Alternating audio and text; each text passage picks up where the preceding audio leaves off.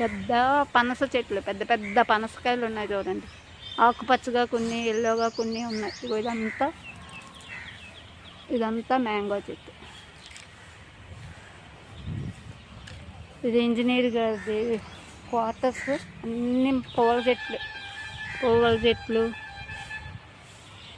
చెట్లు, మ్యాంగో చెట్లు, బిల్వ చెట్లు, చెట్టు నిండా